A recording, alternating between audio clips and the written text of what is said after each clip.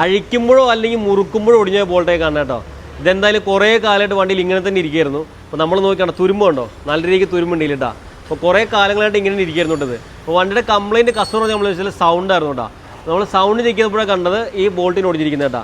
അപ്പോൾ sound customer complaint സൗണ്ടാണ്, പക്ഷേ സൗണ്ട് മാത്രം വന്നാൽ പോരാ, സ്വാഭാവികമായിട്ടും അലൈൻമെൻറ്റ് വേരിയേഷൻ വരും. കാരണം എന്ന് വെച്ചാൽ കണ്ടോ, നമ്മുടെ സ്റ്റീറിംഗ് ബോക്സ് മേലാണ് നമ്മൾ ടോയിനും ടോട്ടും, അതായത് അലൈൻമെൻറ്റ് അഡ്ജസ്റ്റ് ചെയ്യണം മെയിനായിട്ട് സ്റ്റീറിംഗ് ബോക്സ് മേലാണ്. കണ്ട ഈ നട്ട് ലൂസ് ആയിട്ട് നമ്മൾ അഡ്ജസ്റ്റ് ചെയ്യണത്. അപ്പോൾ ഈ സ്വാഭാവികമായിട്ടും ഈ ബോൾട്ട് ഒടിഞ്ഞ് കഴിഞ്ഞാൽ അത്രയും പ്ലേ കൂടുതൽ കാണിക്കും. അതിനനുസരിച്ച് നമുക്ക് അലൈൻമെൻറ്റ് വേരിയേഷൻ വരും. അലൈൻമെൻറ്റ് വേരിയേഷൻ എന്ത് സംഭവിക്കും, ടയർ എടുത്ത് കഴിഞ്ഞ് കൂട്ടാം. അങ്ങനെ പല പല പ്രശ്നങ്ങളും വരും. അത് മാത്രമല്ല, ഇങ്ങനെ ബോൾട്ട് ഒടിഞ്ഞ് കഴിഞ്ഞാൽ ആകപ്പാടെ 2 ബോൾട്ടിന് വരുന്നുള്ളൂ. ഈ ബോൾട്ട് ഒടിഞ്ഞ് കഴിഞ്ഞാൽ എന്ത് സംഭവിക്കും, ചിലപ്പോൾ സ്റ്റീറിംഗ് ബോക്സ് കൂടി പറഞ്ഞ് ഇപ്പുറത്തോട്ട് പോരും. അങ്ങനെ വന്നു കഴിഞ്ഞാൽ വണ്ടി വഴി കിടക്കും. അതായത് സ്റ്റീറിംഗ് വീൽ അങ്ങോട്ടും കൂടി തിരിക്കുമ്പോഴത്തേക്കും അതിനനുസരിച്ച് വീൽ അങ്ങോട്ടും ഇങ്ങോട്ട് തിരിയണമെന്നില്ല. സ്റ്റീറിംഗ് വീൽ തിരിക്കുമ്പോൾ വീൽ അങ്ങോട്ടും കൂടി തിരിഞ്ഞൊന്നും വരില്ല, ഇത് ഒടിഞ്ഞ് പറഞ്ഞ് കൈക്കില്ലെന്ന് കഴിഞ്ഞാൽ.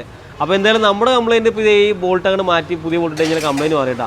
അപ്പോൾ എല്ലാവരും ശ്രദ്ധിക്കുക. അതുപോലെ 2 ബോൾട്ട് കൊള്ളെങ്കിൽ ഒടിഞ്ഞ് സൗണ്ടൊക്കെ ആയി തുടങ്ങിയാൽ അപ്പോൾ തന്നെ പെട്ടെന്ന് കയറ്റി നോക്കുക. ഇല്ലാന്നുണ്ടെങ്കിൽ വലിയ അപകടങ്ങളൊക്കെ ഉണ്ടാവും കേട്ടോ.